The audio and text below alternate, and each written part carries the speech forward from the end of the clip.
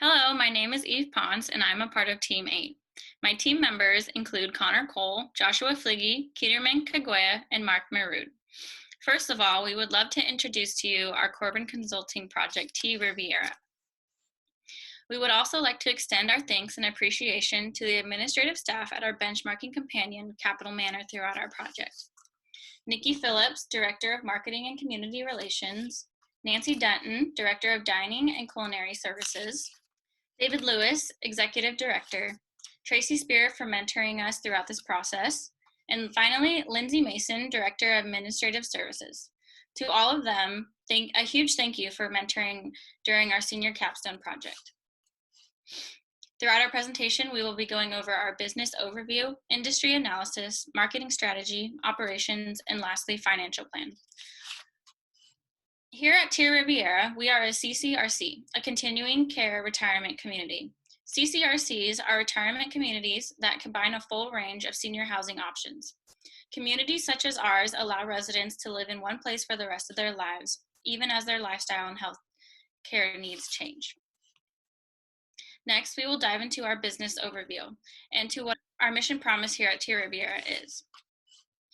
At T Riviera, we host, care, and support those who are ready to enter a life plan community. We are excited to provide a premium care experience that empowers our community to lead a fulfilling retirement lifestyle. Our mission, most importantly, is to serve our residents with meaning, our employees with integrity, and to lead our company with innovation. On the next slide, we present a look into what T Riviera's features would look like. We provide a premium retirement experience that ensures the residents' comfortability. Residents buy into a living space and personally customize it to their own liking and pay a monthly fee. All residents, however, move into our facility need to be capable of independent senior living. T Riviera's upscale luxury features and amenities allow our residents to enter retirement as comfortably, independently, and as safely as possible. We are located in Salem, Oregon. You can find our facility off of Hawthorne Street across from Costco. This location provides local health services with not Salem Hospital not even being 5 to 10 minutes away. It provides easy freeway access and natural wildlife landscape, and it also is in an opportunity zone. In order to join T Riviera's community, applicants must be 65 years or older, and they must have $500,000 in their retirement savings and or net assets. Applicants who join T Riviera have to be able to meet and comply with the rule that they must join when they are able to independently take care of themselves. Next, Connor will go into the industry analysis. Thank you, Eve. Now moving on to industry analysis. Now going into national healthcare expenditures. Since 2014, healthcare expenditures have grown by $1 trillion and is expected to grow by $5 trillion in the year 2024. Now, this doesn't directly translate into senior living spending, but does show a great representation on a broader industry that reflects well on the immediate market. Now moving on to current U.S. senior housing types.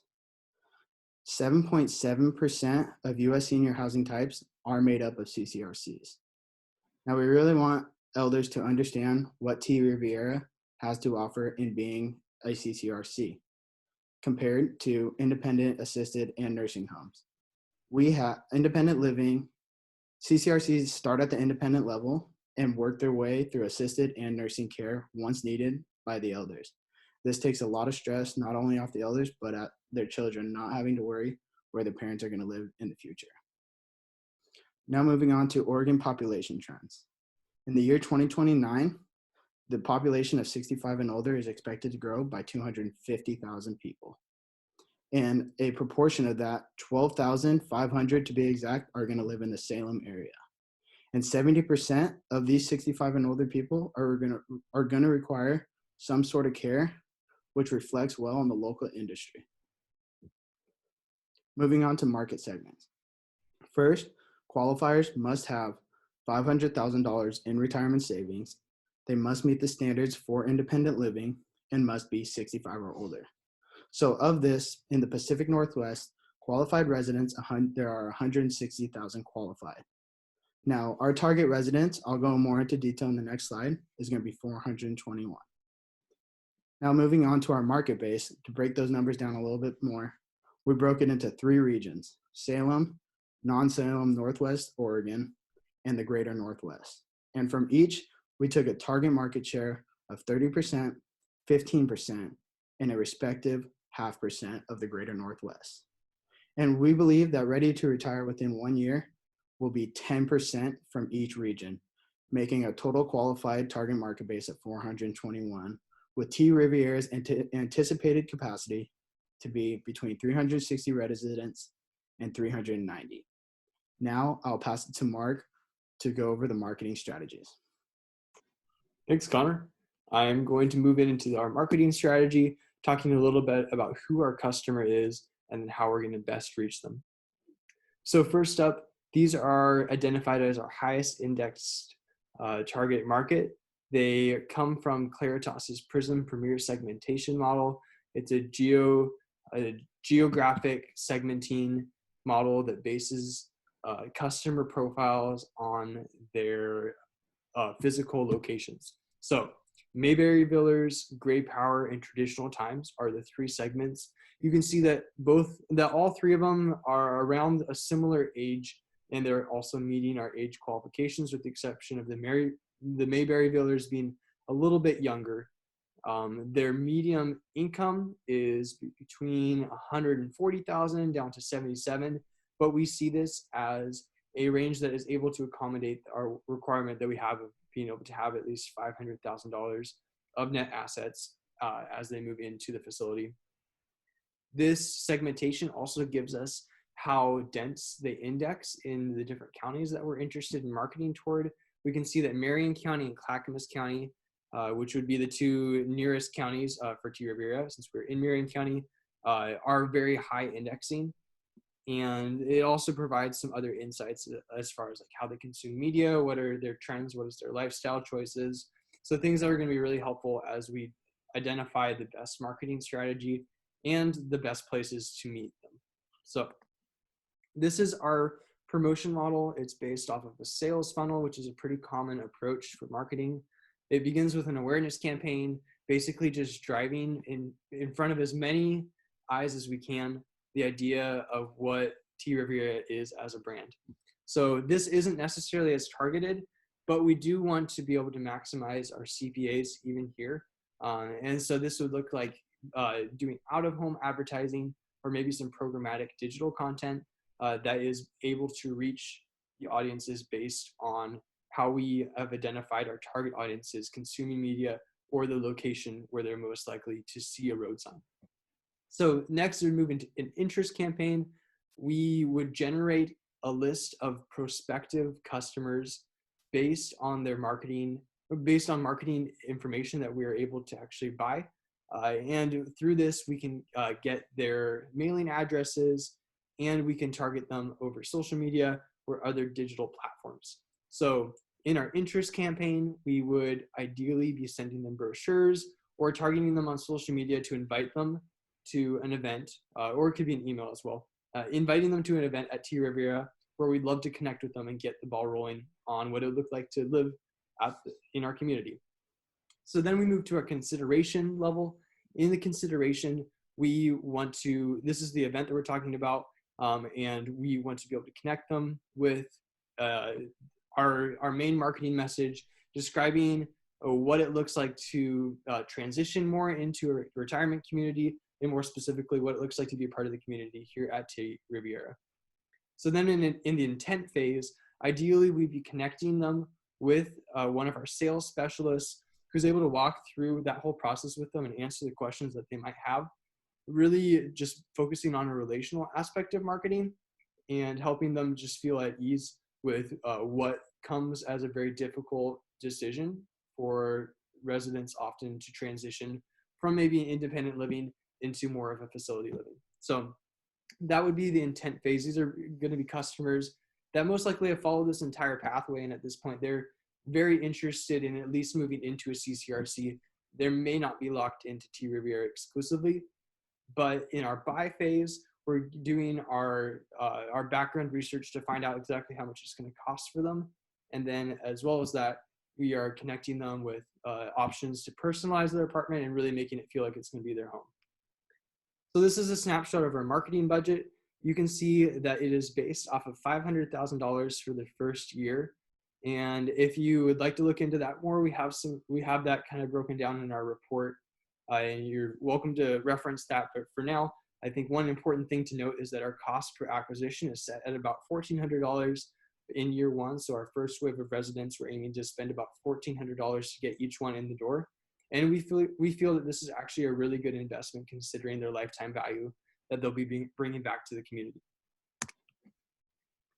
Our pricing model is set between $60,000 and $400,000, as well as monthly fees between $2,000 and $5,000. And there might be a few different factors that could influence how much they end up paying. And that, again, could be referenced in our report. So now I'd like to show you a sample resident that might be interested in moving into our T Riviera community. So this is Shauna Hansen. You can see that she fits into prison segment Mayberryville. So we already know a lot of general information about her, including how she might consume media. We see that she likes the Food Network and that she's actually from Marion County, which indexes high for Mayberryvillers. So she would most likely first hear about T Riviera, seeing our ad on maybe a Hulu with our programmatic targeting. Then she would be receiving a letter, maybe it's an email, maybe it's directly in the mail, depending on how we see she's going to best respond to it. And that's inviting her to come over to T Riviera for, it looks like it's going to be a cello concert. At that cello concert, she's introduced to one of our specialists or our residency counselors, and they're going to help answer the questions that she might have about planning out the next stages of her life. Through that, we're going to be able to determine specific needs that she might have. And that would include an assessment of her health that can help us identify what the ideal pricing structure would look like for her. And then she's able to customize her place and move in, make it feel like home. So that's a little bit of seeing what that sales funnel that I was talking about earlier kind of looks like with an actual resident. On the backside, so this again is something that can be referenced in the report in more detail, but we built 20 profiles that have identified 20 unique resident living situations and identifying how long they're most likely going to spend in each level of care, which can help us to determine the appropriate cost for their monthly care. So you can see that Shauna spent 3 years in independent living, and this is again going to be based off of medical advice as well as historical projections. Assisted living 1 year, nursing home, and then she actually spent a little bit longer in memory care. This is probably longer than average, but we want to show that the model actually can adjust for anomalies like what Shauna Hansen looks like she has. So her lifetime value is $549. Lifetime cost is $380. You can see that through this model, we were able to project that she'd be spending about $4,000 a month. And so that's a little bit about how we get that information processed and back to her. And now I'm going to pass it along to Key Talks, who's actually going to be talking more about our operations. Thank you, Mark. Operations. Ability to pay. Applicant assess, guarantee care, social security. Looking at each resident's ability to pay, we will compare their net assets to their anticipated cost of care. If we accept them, we guarantee care for the rest of their life, whether or not they can pay. We do have some deterrents in place to prevent residents from quickly spending of their money. Lastly, if they do run out of their money, their social security income will at least pay for part of their cost of care. Staffing, we will have different categories, 5 categories of employees. Upper management will consist of executive needed to make big decisions. Care team will have nurses and other care staffs to take care of the residents. The riding staff will feed the residents, and maintenance will take care of cleaning and upkeep. Lastly, activity coordinators will lead residents in activities such as swimming, crafts, yoga, and social events. Annual operation cost. Paying our staffs will always be our largest expense. It cost 8.4 million the first year.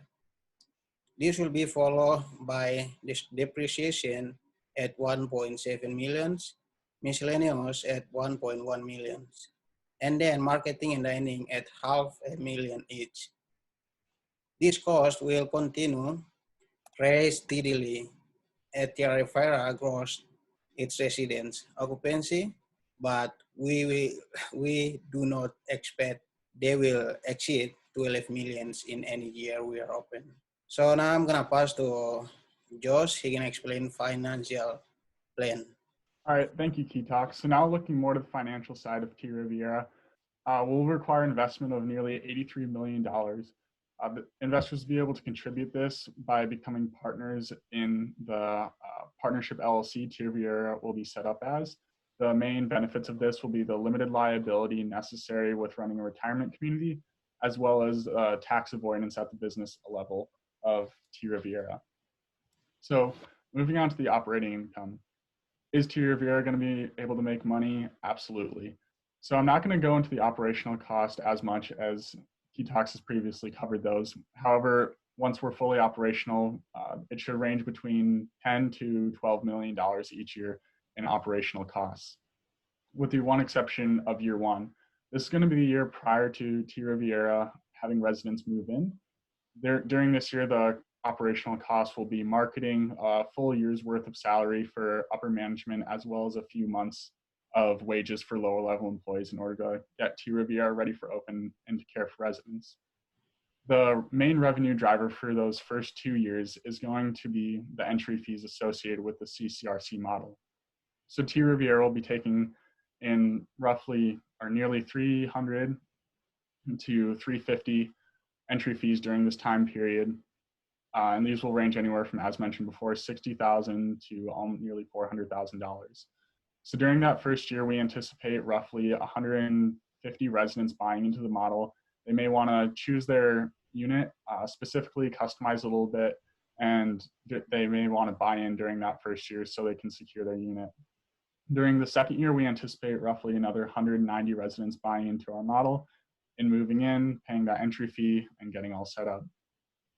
What this looks like for capacity is during year two, or the first year that T Riviera is open to residents, we'll have about 50% occupancy and steadily increase throughout the year and reach 95% occupancy by the end. So the revenue dip in years 3, 4, and a little bit into 5, as previously mentioned, is going to be due to the lack of entry fees we're collecting during this year. As many residents had just moved in, not as many are going to be moving out, and therefore we're not going to be able to collect the same percentage of entry fees. And that will change in years 6, 7, 8, 9. As residents begin to move out, more people will be able to move in, and we'll be able to collect entry fees and drive our revenues higher. We anticipate roughly 13% of our population passing on and being able to take on new 13% each year. So for the total 9-year window of operations, and then an additional year of building and whatnot in order to meet the qualified opportunity zone requirements, we anticipate T Riviera generating $77 million in operating income. So looking at it from a break-even standpoint, the best way to look at it is as a proportion of capacity. We did break it down by sales package, so assuming each unit is filled one time over, that contributes as one sales package. And the contribution margins varies, but on a per room basis, it roughly breaks down to $42,000. So looking at it, we only need to sell 26 sales packages in total, so we only need to fill up each room 26 times. And this translates to roughly 260 residents, or a 72% operating capacity. So even though if what we believe to be accurate and even somewhat conservative numbers are off, T Riviera will still be able to net a profit each year. So now looking to the exit strategy, what's this going to look like for investors? I mean, $83 million investment is a big commitment. So T Riviera will sell projected for $75 million at the end of 10 years. This will include the net assets, the land, as well as 1 year of operational revenue in order to account for the goodwill involved, the name recognition, the customers we already have and whatnot. So in terms of the investment measures, this looks like an internal rate of return of 10.3%, a payback period of 10 years as the final sale of the property will put it over the hump, and then a projected ROI of 184%. These financial measures, we believe, are rather satisfying and a great investment in the current climate. It's for these reasons that we hope you invest with T. Riviera, and thank you for listening.